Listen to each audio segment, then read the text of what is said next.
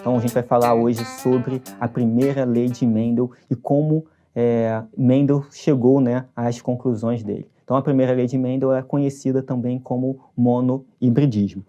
Mendel fez no seu primeiro estudo, ele fez um trabalho em cima de ervilhas, tá? Mendel era um botânico, né, monge austríaco, e ele trabalhou nesses estudos com as ervilhas, por N razões, tá?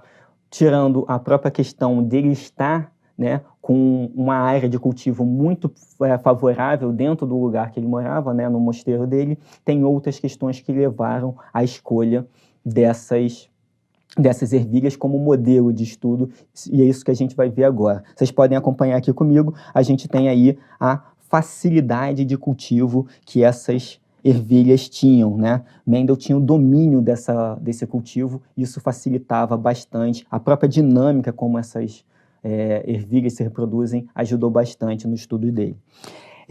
Esses vegetais são vegetais que apresentam gerações bem curtas. A gente consegue fazer uma análise de todas as gerações em uma única estação.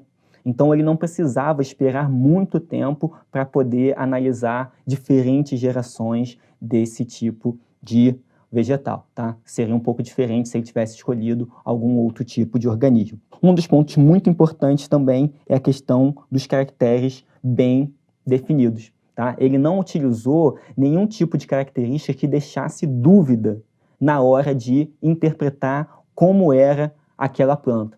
A capacidade de autofecundação é uma das características também que facilitou bastante a utilização das ervilhas como o modelo, porque com isso a gente tinha certeza, né? Mendel teve certeza que aquelas plantas estavam sendo cruzadas com o mesmo fenótipo, com o mesmo genótipo. Tá?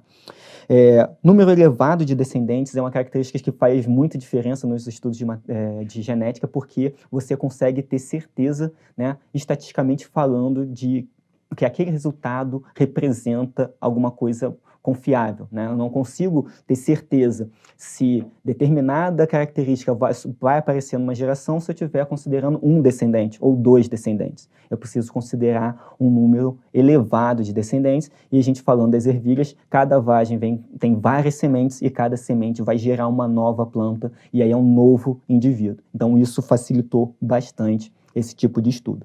E por último, a capacidade também de reprodução sexuada. Então, com a capacidade de reprodução sexuada, era possível combinar indivíduos diferentes, né, genótipos diferentes, para conseguir chegar a um outro tipo de relação. Então, esses elementos fizeram parte, né, do que levou a Mendel a escolher as ervilhas como modelo de estudos no lugar de vários outros organismos que tinham, né, à disposição deles. Então, isso aqui foram características muito importantes nesse estudo. Temos ainda, né, outras características que foram relevantes, né, além desses elementos mais genéricos sobre as ervilhas, que foram as características analisadas de fato. Tá? A gente conversa bastante, quando fala de genética, na cor da semente, né?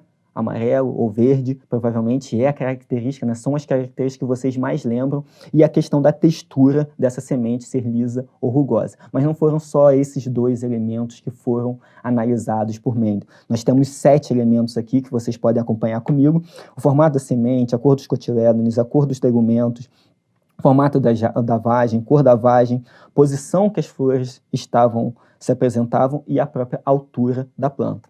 Se vocês repararem nessa tabela, os caracteres são extremamente definidos, não deixa nenhum tipo de margem, né, intermediária. Então, quando eu tinha uma comparação entre a textura da semente, uma semente era totalmente lisa, enquanto a outra era rugosa, era bem fácil de visualizar, não tinha um valor intermediário. Se eu for analisar a questão da altura aqui, eu estou falando de plantas que vão ter em torno de 2 metros de altura e comparando com plantas que têm em torno de 30 centímetros de altura. Então, não tinha um valor intermediário, isso facilitou bastante esses estudos iniciais. Tá?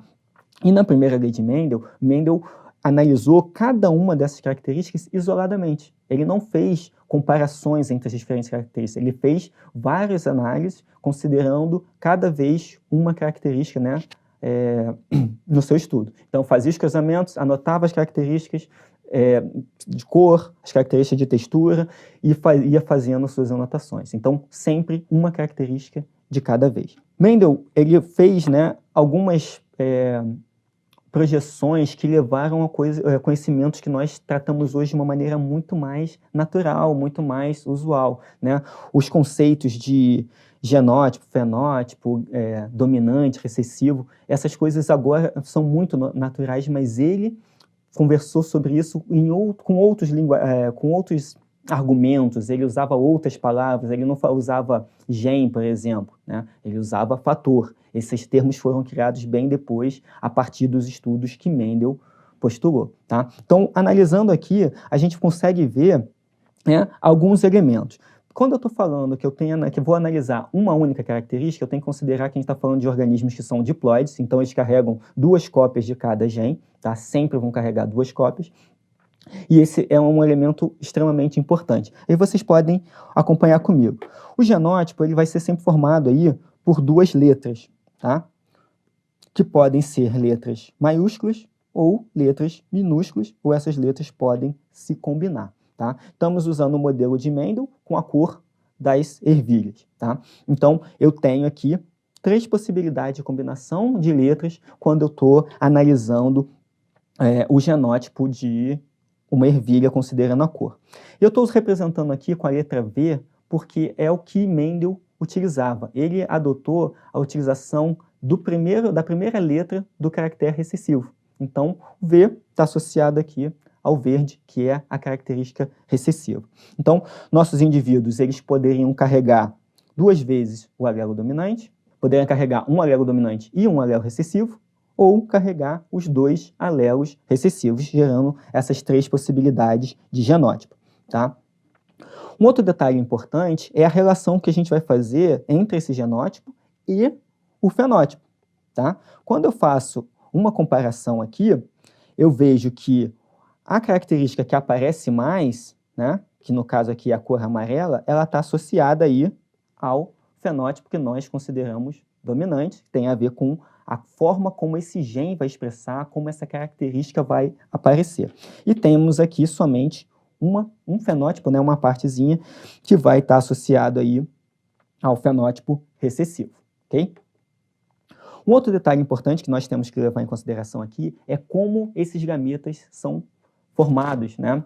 Então, cada indivíduo vai formar gametas baseado nas suas sequências, né, no seu genoma. Então, se eu tenho 2 cromossomos, quando eu for formar o meu gameta, eu vou separar isso e minhas células filhas vão carregar um só. Não é matematicamente assim, mas basicamente a célula filha carrega a metade da informação da célula original. Então, se meu gameta, né, se meu genótipo ele tem somente a letra maiúscula, aqui, ó, Vzão e Vzão, quando ele vai formar os gametas, ele vai formar gametas que conseguem carregar somente o Vzão. Não tem outra letra disponível. Quando eu faço essa análise com o genótipo e tem os alelos recessivos, eu chego exatamente na mesma conclusão. Ele só tem alelos recessivos, todos os gametas carregam o alelo recessivo. O que muda é quando eu chego no indivíduo heterozigoto que tem 2 alelos distintos, um dominante e um recessivo. Na hora que essa célula, né, esse indivíduo vai formar seu gameta, isso vai ser dividido e eu vou ter metade das células carregando o alelo dominante e a outra metade carregando o alelo recessivo. Então, quando eu entro no processo de gametogênese, para a formação do gameta, no final, metade dos meus gametas vão carregar um alelo e a outra metade vai carregar o outro alelo, ok? Então, temos mais esses elementos aí que vão nos ajudar. Era isso que eu queria passar para vocês e bons estudos e até a próxima.